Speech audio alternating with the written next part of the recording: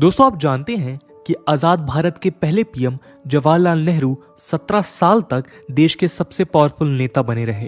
अपने speeches, popularity और freedom struggle की लेगेसी के चलते उनके सामने 17 साल तक कोई मेजर पॉलिटिकल चैलेंज नहीं झेलना पड़ा और एक के बाद एक वो इलेक्शंस जीतते रहे। लेकिन क्या आप इंडियन पॉलिटिकल हिस्ट्री के उस इंटरेस्टिंग इवेंट के बारे में जानते हैं जब शायद देश के सबसे ताकतवर नेता को कांग्रेस के हिंदू ट्रेडिशनलिस्ट ने अपनी कुर्सी छोड़ने के लिए ऑलमोस्ट मजबूर कर दिया था? जी हाँ दोस्तों, आज हम आपको लेकर चलेंगे उस दौर में जब पीएम नेहरू ने अपना पॉलिटिकल करियर में सबसे बड़ा चैलेंज फेस किया था। चलिए शुरुआत करते हैं इस इंटरेस्टिंग डिस्कशन की। दोस्तों, फ्रीडम स्ट्रगल के दौर में इंडियन नेशनल कांग्रेस एक अम्ब्रेला ऑर्गेनाइजेशन था जिसके अंडर कई तरह की विचारधारा के नेता साथ आकर ब्रिटिशर्स के खिलाफ लड़ रहे थे। ब्रिटिशर्स ने सालों डिवाइड एंड रूल पॉलिसी से इंडिया पर अपना डोमिनेशन बनाया था। फ्रीडम स्ट्रगल के नेता इस बात से अवगत थे और वो नहीं चाहते थे कि फ्रीडम स्ट्रगल के नेताओं में कोई खूट पड़े। इसलिए हमारे फाउंडिंग फादर्स लगातार कोशिश करते रहे कि आइडियोलॉजिकल डिस्प्यूट्स के बावजूद राइट विंग से लेकर सेंट्रिस्ट और लेफ्ट विंग हर तरह की विचारधारा के लोग डिबेट्स और डिस्कशन से कॉमन ग्राउंड स्टैब्लिश करें और एकजुट होकर ब्रिटिश राज को चैलेंज करें। 1907 में सूरत स्प्लिट की कहानी तो आप जानते ही हैं, जब कांग्रेस एक्सट्रीमिस्ट और मॉडरेट फैक्शंस में बढ़ गई थी। इसका सबसे अच्छा फायदा ब्रिटिशर्स ने उठाया। सूरत स्प्लिट इंडियन नेशनल कांग्रेस के लिए लर्निंग लेसन था। इसलिए आजादी तक आईएनसी के बड़े नेता from Gandhi ji to Sardar Patel and Jawaharlal Nehru ने आईएनसी में डिसेंट को डिस्प्यूट बनने से रोका। इसलिए कुछ इवेंट्स जैसे सुभाष चंद्र बोस का कांग्रेस छोड़ना या एक्सट्रीम लेफ्ट या राइट लीडर्स द्वारा सेपरेट पार्टीज बनाने को छोड़ दें तो लार्जली सोशलिस्ट, गांधीयंस और नॉन सोशलिस्ट आईएनसी के विदिन ही रहे। लेकिन हिस्टोरियंस बताते हैं कि आजादी के बाद जब कॉमन थ्रेड यानी ब्रिटिशर्स चले गए तो कांग्रेस के विदिन इस यूनिटी में बड़ा बदलाव आया। आज की कहानी इसी बदलाव की कहानी है, जिसके चलते कांग्रेस के विदिन आइडियोलॉजिकल डिवाइड और डिस्प्यूट जन्म हुआ। इसी डिवाइड एंड डिस्प्यूट ने पंडित नेहरू के सामने सबसे बड़ा पॉलिटिकल चैलेंज क्रिएट किया, जिसका जिक्र टाइम्स ऑफ इंडिया के नलिन मेहता अपने आर्टिकल में करते हैं। चलिए समझते हैं इस डिस्प्यूट को। दोस्तों, अपनी किताब Nehru and boss parallel lives में हिस्टोरियन रुद्रांशु मुखर्जी कहते हैं कि अपने पॉलिटिकल करियर के अर्ली डेज से ही पंडित जवाहरलाल नेहरू और सुभाष चंद्र बोस लेफ्टिस्ट आइडियोलॉजी से इन्फ्लुएंस थे। ये दोनों नेता स्टॉन्च सेक्युलरिस्ट भी थे। ये वो दौर था जब दुनिया भर में कम्युनिज्म और सोशलिज्म रशियन रिवॉल्यूशन के सक्सेस के चलते पावरफुल हो रहे थे। नेहरू और बोस दोनों ही आईएनसी के यंग लीडर्स थे जो गांधीयन पॉलिटिक्स से भी डिफर करते थे। 1929 के लाहौर सेशन में पूर्ण स्वराज रेजोल्यूशन को पास करवाने में इन यंग नेताओं का सबसे बड़ा योगदान रहा। इन यंग लीडर्स ने अपने आइडियाज से काफी सपोर्ट गेन किया और इंडियन नेशनल कांग्रेस के विदिन सोशलिस्ट फैक्शन 1930s में काफी ज्यादा स्ट्रांग हुआ। लेकिन आईएनसी में एक मेजर हमेशा से था जो बोस और नेहरू से एग्री नहीं करता था। ये faction right to the centre groups का था, जिसमें सी रजाजी, पुरुषोत्तम दास टंडन और एमसी न्योगी जैसे नेता थे। गांधी जी खुद भी इन यंग नेताओं से अलग सोचते थे। इसके अलावा कांग्रेस इन जनरल लेफ्टिस्ट और राइटिस्ट पार्टीज जैसे कम्युनिस्ट और हिंदू महासभा से भी क्रिटिसिज्म झेलती रहती थी। लेकिन इन सब के बावजूद नेहरू आजादी के बाद प्राइम मिनिस्टर बने और इंडियन नेशनल कांग्रेस के सबसे पावरफुल नेता भी। अपनी पॉपुलैरिटी के चलते 1964 में डेथ तक वो इंडियन नेशनल कांग्रेस के सुप्रीमो रहे, जिन्हें चैलेंज कर पाने की ताकत शायद किसी नेता में नहीं थी। लेकिन नलिन मेहता कहते हैं कि अपने प्राइम मिनिस्टरशिप के अर्ली ईयर्स में नेहरू को काफी प्रेशर और ऑपोजिशन झेलना पड़ा। दोस्तों, हिंदुत्व नेता और नॉन सोशलिस्ट हमेशा से नेहरूवियन आइडियाज के खिलाफ थे, पर जनरली ये कहा जाता है कि भारत में हिंदुत्व का आइडिया शायद 1992 के बाद ही मेन स्ट्रीम में आया। ये बात केवल पार्शियली सही है, क्योंकि नेहरू के दौर में भी कई हिंदुत्व नेता थे जिन्हें मासेस में सपोर्ट था। पार्टीशन के दौर में फैले रिलीजियस डिवाइड के चलते ये लीडर्स और ज्यादा पावरफुल हुए, इतने कि वो नेहरू को चैलेंज करने की ताकत भी रखते थे, ऐसा नलिन मेहता बताते हैं। ये नेता नेहरू की पाकिस्तान और हिंदू रेफ्यूजीज पर पॉलिसीज से नाराज थे। इस दौर में नेहरू को चैलेंज करने वाले सबसे बड़े नेता थे श्यामा प्रसाद मुखर्जी, जो एक हिंदू नेशनलिस्ट आइडियोलॉग और नेहरू मिनिस्ट्री के इंडस्ट्रीज मिनिस्टर थे।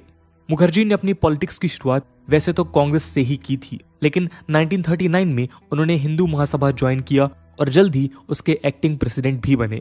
लेकिन गांधी की हत्या और महासभा में नॉन हिंदूज के इंक्लूजन के मुद्दे को लेकर मुखर्जी ने हिंदू महासभा से रिजाइन कर 1951 में अखिल भारतीय जनसंघ फॉर्मेशन किया, जो बीजेपी का प्रेडिसेसर माना जाता है।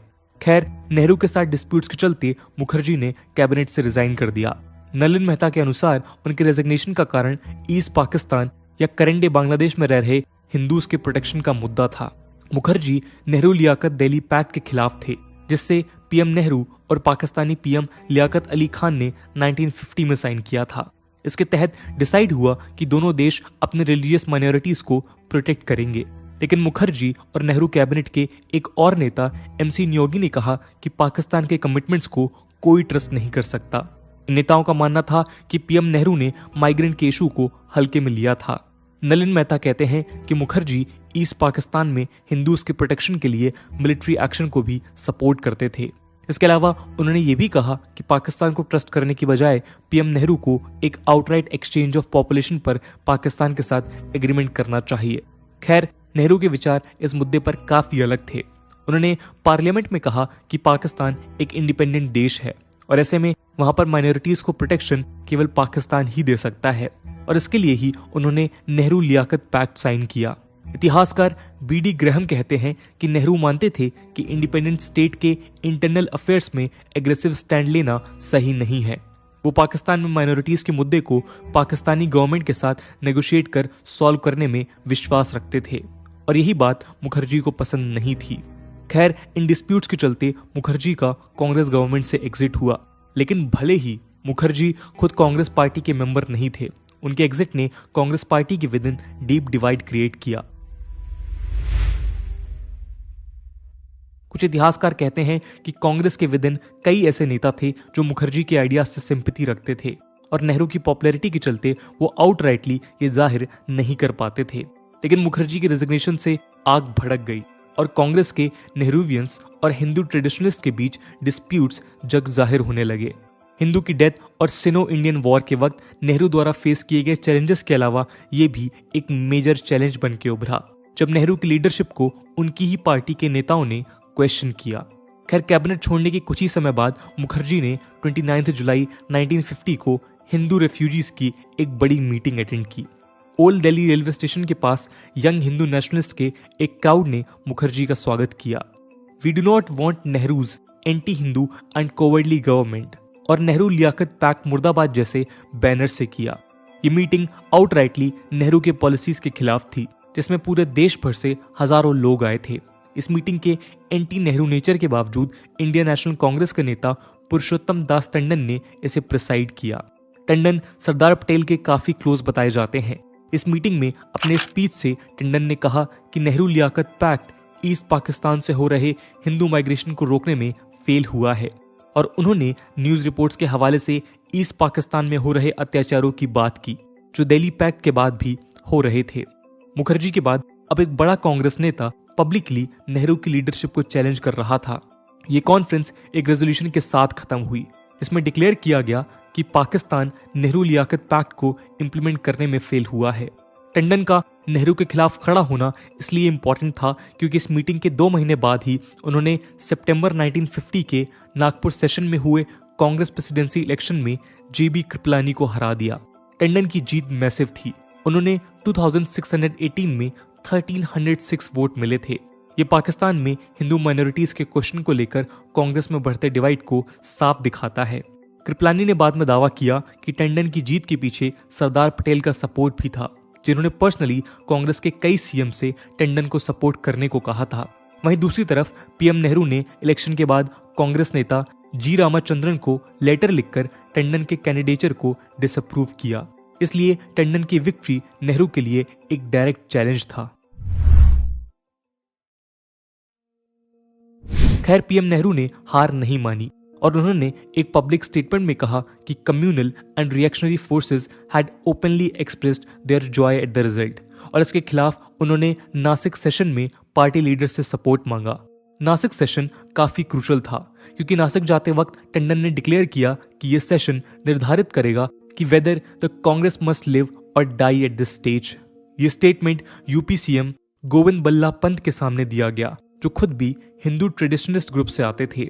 एक और यूपी कांग्रेस लीडर ने कांग्रेस में कंजर्वेटिव्स और प्रोग्रेसिव्स के बीच बढ़ते ड्रिफ्ट की पुष्टि की। जैसे जैसे नासिक सेशन नजदीक आया, वैसे वैसे न्यूज़पेपर्स कांग्रेस स्प्लिट के स्पेकुलेशंस पर ओपनली चर्चा करने लगे। टंडन ने इस दौर में पटेल और नेहरू से मुलाकात की और साथ काम करने की इच्छा जताई, लेकिन इन मीटिंग्स में नेहरू के रेजिग्नेशन पर चर्चा की भी रिपोर्ट्स थीं। इस टेंस माहौल में जब नासिक सेशन हुआ तो पीएम नेहरू ने एक फायरी स्पीच दिया, जिसने एक बार फिर उनके प्रति पार्टी में सपोर्ट बढ़ा दिया। कहते हैं कि इस सेशन में नेहरू ने आउटराइटली रेजिग्नेशन का थ्रेट दे दिया और पार्टी के मेंबर्स को कांग्रेस वैल्यूज को याद दिलाते हुए उन्हें मेजोरिटेरियनिज्म के मॉब रूल और डेमोक्रेसी में फर्क समझने को कहा। उन्होंने कांग्रेस नेताओं से कहा कि अगर आप मुझे पीएम की पोस्ट में देखना चाहते हैं तो आपको मेरे डिसीजंस को सपोर्ट करना पड़ेगा, वरना आप मुझे जाने के लिए कह सकते हैं। I will not hesitate, I will not argue. उन्होंने अपने आइडियाज को स्टेट करते हुए कहा कि वो कांग्रेस के दशकों पुराने विचार जैसे सेक्युलरिज्म के लिए डटकर खड़े रहेंगे। पीएम नेहरू के इस इमोशनल और हार्ड हिटिंग स्पीच का पार्टी मेंबर्स ने स्टैंडिंग ओवेशन से स्वागत किया और वो लीडर्स जिन्होंने पिछले ही महीने टंडन को वोट दिया था, उन्होंने नेहरू के रेजोल्यूशन ऑन कम्युनलिज्म को ओवरवेलमिंग मेजोरिटी से पास करवाया। खैर, पीएम नेहरू के इस स्पीच ने उन्हें एक इमीडिएट विक्ट्री तो दी, लेकिन कांग्रेस के विदिन सेक्युलरिस्ट और हिंदू नेशनलिस्ट के बीच का झगड़ा पूरी तरह खत्म नहीं हुआ था। उन्होंने खुद बाद में ये एक्सेप्ट किया कि कांग्रेस पार्टी के नेताओं ने भले ही उन्हें सपोर्ट किया था, लेकिन वो शायद ही उनके आइडियाज से कन्विंस थे। यही वजह है कि एक साल के अंदर कम्युनिकेशंस मिनिस्टर रफी अहमद किदवाई को कैबिनेट से रिजाइन करना पड़ गया। किदवाई नेहरू के काफी क्लोज बताए जाते हैं, लेकिन उन्हें टंडन ग्रुप ने पार्टी से साइडलाइन कर दिया था। किदवाई ने टंडन को एक्यूज किया कि वो हर उस वैल्यू के अगेंस्ट काम कर रहे हैं जिन्हें कांग्रेस ने इतने सालों से कल्टीवेट किया है। बात और बिगड़ी जब पीएम नेहरू ने एक सडन और सरप्राइजिंग मूव में कांग्रेस वर्किंग कमेटी और पार्टी के सेंट्रल इलेक्शन बोर्ड से इस्तीफा दे दिया। ऐसा नेहरू ने पहली बार किया था, लेकिन ये एक प्रेशर टैक्टिक था जिसने नेहरू को और मजबूत बना दिया। उधर सरदार पटेल की दिसंबर 1950 में मृत्यु से हिंदू ट्रेडिशनलिस्ट ने अपना एक पावरफुल सपोर्ट खो दिया। नेहरू ने एक्टिव एफर्ट्स लेते हुए पहले कांग्रेस पार्लियामेंट्री पार्टी का वोट ऑफ कॉन्फिडेंस गेन किया और फिर 8 सितंबर 1951 को वो खुद कांग्रेस प्रेसिडेंट इलेक्ट हो गए। टंडन को रिजाइन करना पड़ा। इंडिपेंडेंट इंडिया का पहला इलेक्शन बस 1 महीने दूर था और पार्टी के विदिन इस बैटल में विक्ट्री के बाद जवाहरलाल नेहरू देश के सबसे पावरफुल नेता की तरह उभरे। नेहरू की इस विक्ट्री के पीछे एक और कारण था, और वो ये कि कांग्रेस के हिंदू ट्रेडिशनलिस्ट मुखर्जी से एग्री तो करते थे, लेकिन वो कांग्रेस ऑर्गेनाइजेशन में अपनी पकड़ को लेकर डाउटफुल थे और इसलिए नेहरू को हटाने में असफल रहे। ऊपर से सरदार पटेल कांग्रेस ऑर्गेनाइजेशनल मैटर्स के मेन लीडर थे, जिनके जाने के बाद सारा कंट्रोल पीएम नेहरू के पास आ गया और इसलिए भी उन्हें हटाना मुश्किल था। इसके अलावा पॉपुलैरिटी, ऑरेटरी स्किल्स और फ्रीडम स्ट्रगल की लेगेसी के चलते भी नेहरू को रिप्लेस कर पाना कांग्रेस के डिसेंटिंग फैक्शंस के लिए आसान नहीं था। तो दोस्तों, ये थी कहानी उस इवेंट की जब पीएम नेहरू ने शायद सबसे बड़ा पॉलिटिकल चैलेंज फेस किया। इस पूरी कहानी को लेकर आपका क्या ओपिनियन है, कमेंट सेक्शन में जरूर बताइएगा। आज की वीडियो के लिए इतना ही। आई होप आपको वीडियो पसंद आई होगी, और अगर पसंद आई है तो अपने दोस्तों के साथ शेयर करना मत भूलिएगा। हम मिलते हैं अगले वीडियो में, तब तक के लिए जय हिंद, जय भारत।